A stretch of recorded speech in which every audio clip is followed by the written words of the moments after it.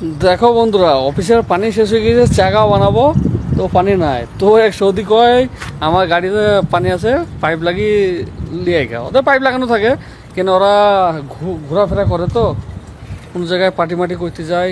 ঠিক আছে, যেমন আমরা পিকনিক করতে যাই, ওরা তেমনি গাড়ির মধ্যে পুরো সামান রেখে দিয়েছে, দেখছো? ওরাও পিকনিক করতে যায়। তো এদিকে পানির সব সিস্টেম সব করা থাকে, বুঝতে পারলা? ওই দেখো এখানে গাড়ি পার্কিং করা আছে, সব পার্কিং করা আছে। তো কয় যে আমার গাড়িতে পার্কিং লেগে আছে, ঠিক আছে, পানি ওইখানে গাড়িটা খুলে পানি হয়ে লাগে। দেখো পানি হয়ে লে আসছি, পানি হই মানে আমার কিনা পানি নিয়ে আসছি দোকান থেকে।